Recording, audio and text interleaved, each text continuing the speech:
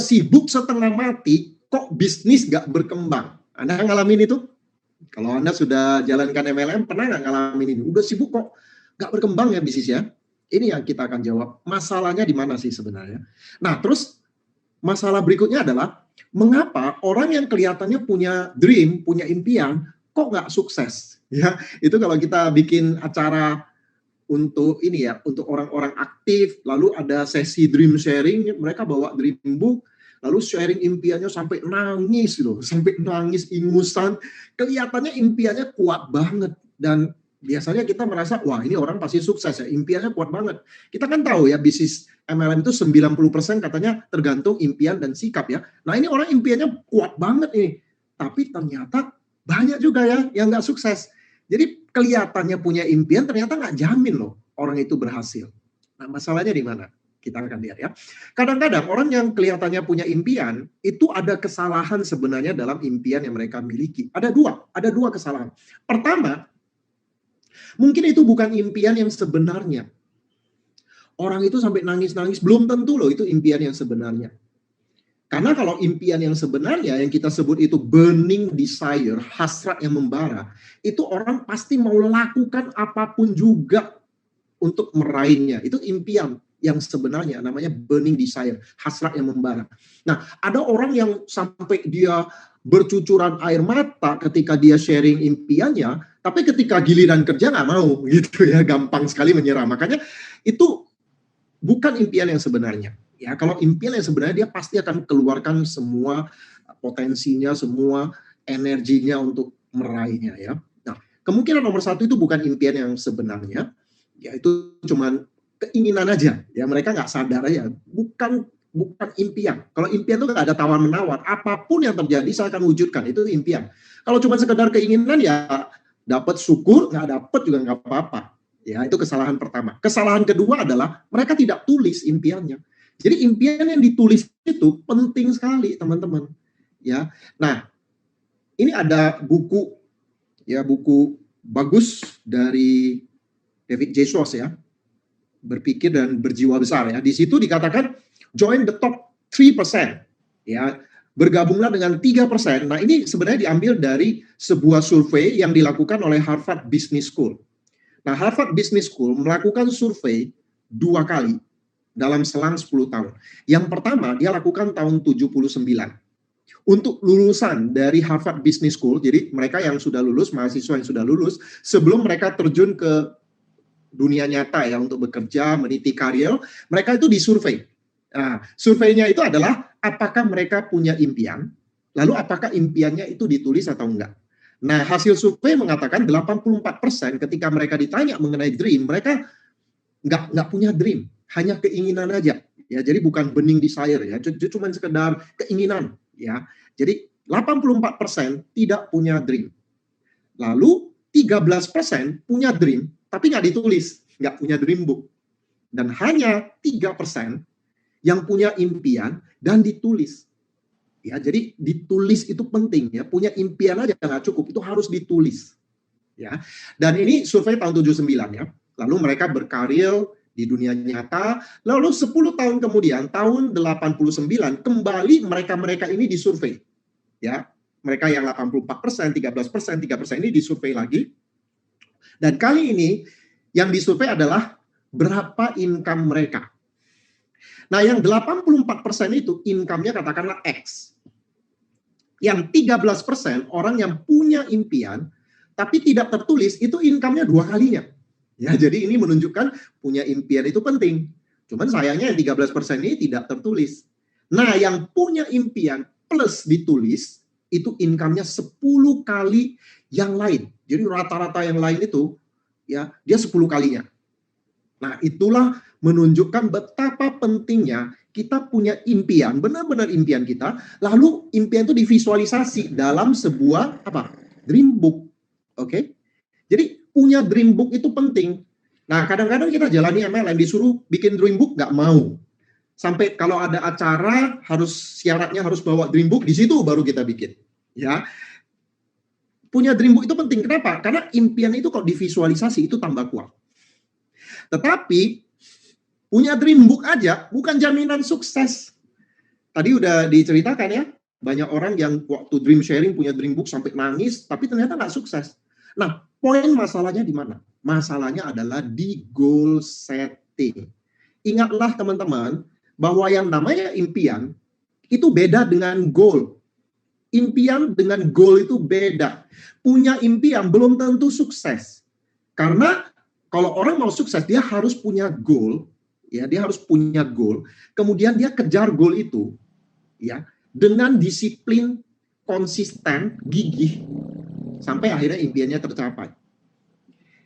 Dan kelemahan nomor satu dari para pemimpin MLM adalah goal setting. Ini dari pengalaman kami belasan tahun ya teman-teman. Saya belasan tahun di MLM, saya punya downline yang konsultasi, disuruh bikin goal, kan ada yang namanya core ya. Core itu kan salah satu atributnya adalah punya goal. Nah, banyak orang presentasi kenceng, ya, pakai produk, baca buku, ikut training, tapi tidak serius dengan goal, anggap remeh dengan goal. Dan ini memang kelemahan dari para leader. Ya, para leader itu banyak yang nggak serius dengan goalnya. Saya nggak tahu, mungkin karena nggak tahu cara bikin goal, atau mungkin kelemahannya di eksekusi. Udah tahu cara bikin goal, tapi eksekusinya yang lemah. Nah, ini yang kita akan bahas malam hari ini ya. Jadi goal setting itu penting banget, dan ini yang menjadi pembeda kenapa ada orang sukses dengan orang gagal. Meskipun punya impian, punya dream book, nggak jamin sukses. Kenapa? Karena kalau nggak punya goal atau nggak bekerja dengan goal, ya percuma juga Bapak Ibu. Nah, kenapa sih kelemahan orang itu goal setting? Karena dream dengan goal beda. Ini perbedaannya, ini tabelnya. Bapak Ibu coba lihat, kalau kita punya impian itu orientasinya motivasi. Karena impian itu apa? Bahan bakar untuk memulai bisnis. Orang join MLM punya impian ini adalah bahan bakar untuk dia mau action. Oke deh, saya pengen beli rumah, saya pengen sekolahkan anak, saya pengen bahagiakan orang tua. Impian itu bahan bakar supaya oke, saya mau jalanin bisnis ini. Ya, itu bahan bakar untuk mulai. Jadi orientasinya pada motivasi. Sedangkan goal orientasinya hasil. Ada hasil nggak?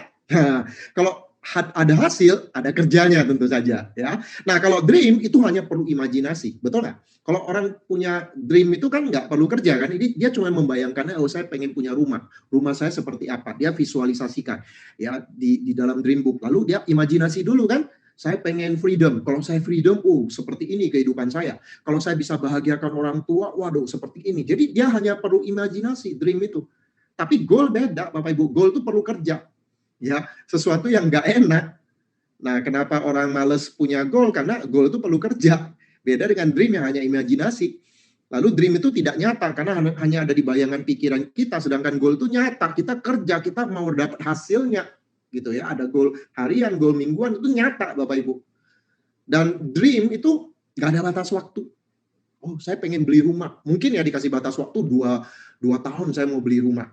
Ya, tapi masalahnya kan kalau batas waktu 2 tahun itu terlalu jauh, Bapak Ibu nggak ada kekuatannya. Harus dipecah menjadi goal-goal kecil yang ada jangka waktunya. Ya, nah makanya goal itu bikin orang stres. Karena ada batas waktunya. Minggu ini saya harus rekrut 2 orang. Wah, ini tinggal 3 hari ini. Ya, atau bulan ini saya harus rekrut 8 orang. Wah, ini udah tinggal seminggu ini. Karena ada batas waktu, orang jadi stres. Itu sebabnya orang males punya goal. Kalau punya impian sih gampang gitu ya. Dan kalau punya impian itu tidak terukur, misalnya saya pengen freedom, saya pengen berangkat ke orang tua, ke tanah suci misalnya, atau sekolahkan anak, tapi goal itu punya angka-angka terukur yang kita harus kejar. Ya, itulah yang membuat punya goal itu nggak enak. Ya. Dan banyak orang punya dream, tapi begitu goal, aduh capek ya, kerjanya stres lagi, udah nggak usah deh, kita jalanin aja deh, nggak usah pakai goal-goal segala macam deh, stres nanti hidup saya gitu kan. Nah itulah yang membuat kenapa orang yang punya dream nggak mendapatkan hasil yang sepadan dengan kerjanya. Kenapa? Karena nggak ada tujuan kerjanya gitu, ya, dan nggak maksimal sama sekali. Kalau Anda nggak punya goal itu pasti nggak maksimal, ya. Nah makanya teman-teman, ada orang yang cuma sekedar pemimpi. Punya impian, wow kenceng kalau cerita impiannya ya, sampai nangis gitu yang saya bilang tadi ya. Bukan hanya nangis tapi sampai ingusan gitu kan. Nah orang yang dreamer, cuman pemimpi, beda dengan seorang goal achiever. Nah Anda bisa garis bawahi kata ini ya, goal achiever. Ya, peraih goal, pencapai goal. Wah ini luar biasa sekali, beda sama sekali seorang yang hanya punya mimpi, belum tentu mau kerja dengan seorang yang goal achiever. Seorang goal achiever, kualitasnya itu beda. Seorang goal achiever, ya udah pasti dia dreamer, udah pasti. Tapi selain dia seorang pemimpi, dia punya motivasi, dia juga gigih. Dan dia pekerja keras, dia punya mental yang tangguh. Gigih, artinya dia nggak gampang menyerah. Itu yang tersangkut dari kata goal achiever. Jadi Bapak Ibu jangan jadi dreamer, jadilah goal achiever. Jangan jadi seorang yang hanya pemimpi aja, tapi jadilah seorang yang mengejar goal dan mencapainya. Bukan pengejar goal aja, tapi pencapai goal, achiever, capai goal itu ya, bukan hanya punya goal kejar tapi nggak capai-capai gitu kan. Nah ini nanti kita akan bahas malam hari ini ya. Jadi jadilah goal achiever, orang yang punya goal dan bekerja keras untuk meraih goal itu. Ya itu yang kita mau bahas malam hari ini ya. Nah kalau Anda nggak punya goal, Anda tahu nggak bedanya aktivitas dengan produktivitas? Ada orang yang sibuk, kalau Anda lihat dia presentasi kemana-mana, tapi nggak produktif, nggak mencapai hasil yang bagus gitu loh. Bisnisnya itu nggak berkembang, nggak mencapai momentum, nggak stabil-stabil. Ya, itu namanya aktivitas aja, sibuk aja. Nah, beda dengan produktif. Produktif itu ada hasilnya, Bapak Ibu. Progres gitu. Bisnisnya progres, capek, dia sibuk tapi progres, berkembang bisnisnya. Dengan orang yang sibuk juga, tapi bisnisnya stuck. Ya, jadi jangan bangga karena sibuk, Bapak Ibu. Nah, di dunia kita zaman sekarang banyak orang yang bangga dengan kesibukannya, apalagi para profesional ya. Waduh, saya direktur, saya manajer, saya sibuk sekali, nggak punya waktu kan begitu kan? Kalau kita ngundang orang-orang yang yang top ya, mereka itu biasanya membanggakan kesibukannya ya. Tapi untuk apa sih kita membanggakan kesibukan? Sibuk itu nggak perlu dibanggakan. Kenapa? Karena kalau Anda sibuk, ya ini ada kata-kata yang bagus, saya nggak lupa saya dengar di mana ini ya. Jika Anda sibuk, pastikan bergerak maju. Kalau Anda sibuk, tapi jangan di tempat, ya jangan bangga. Nah, kalau Anda sibuk, ya kerja sana, kerja sini, tapi progres kehidupan Anda begitu-begitu aja, masih tetap aktif income, nggak freedom, ya jangan bangga Bapak Ibu. Jadi kalau Anda sibuk, pastikan bergerak maju. Nah, Anda jalankan bisnis MLM, bisnis yang bisa memberikan passive income kepada Anda dan berkembangnya eksponensial. Nah, Anda boleh sibuk, harus sibuk, tapi harus berkembang, harus maju Bapak Ibu. Nah itu sebabnya lakukan yang namanya goal setting. Ya ini yang kita akan pelajari malam hari ini. Nah belajarlah dari ulat bulu atau ulat berbaris. Nah ada sejenis ulat yang punya karakter sifat. Dia ulat ini kalau jalan dia ngikuti ulat di depannya. Ya, nah seperti di sini. Anda lihat ya ini ulat itu ngikutin ulat di depannya. Oke, itu namanya ulat berbaris. Nah, pernah dilakukan percobaan, Bapak Ibu nanti bisa lihat di YouTube ya, ada percobaan mengenai ulat berbaris ini. Di laboratorium ulat-ulat ini disatukan seperti ini ya, sehingga ulat yang satu ngikutin ulat di depannya dan mereka dibentuk dalam sebuah lingkaran seperti ini. Jadi ulat itu cuma baris saja, melingkar seperti itu. Nah, ulat ini kan makanannya itu daun ya, daun murbei gitu ya. Nah, daun kesukaan ulat itu ditaruh di tengah. Ya, ditaruh di tengah. Nah, ulat ini akan berbaris terus ngikutin ulat di depannya terus-menerus padahal tujuannya mereka mau makan. Udah lapar, tapi tetap berbaris mengelilingi daun kesukaannya ini yang di tengah. Ya, padahal goalnya itu di tengah. Tapi ulat ini sibuk aja keliling, berbaris sampai dia kelaparan dan mati, Bapak Ibu. Ya. Jadi ini yang namanya aktivitas tapi tidak produktif. Sibuk tapi nggak mencapai hasil, nggak mencapai goal. Nah, kita nggak mau seperti ini, Bapak Ibu. Nah, itu sebabnya kita lakukan yang namanya goal setting ya. Karena perbedaan antara orang yang bekerja dengan goal dengan orang yang bekerja tanpa goal, sama-sama kerja. Ingat ya, sama-sama kerja, sama-sama sibuk. Tapi yang satu punya goal, yang satu nggak punya goal. Ya udah ngapain ribet-ribet dengan goal. Yang penting saya kerja. Yang satu lagi punya goal. Bedanya apa? Bekerja dengan goal dan tidak goal. Bedanya adalah hasilnya, Bapak Ibu. Hasilnya. Ya, makanya ini penting banget.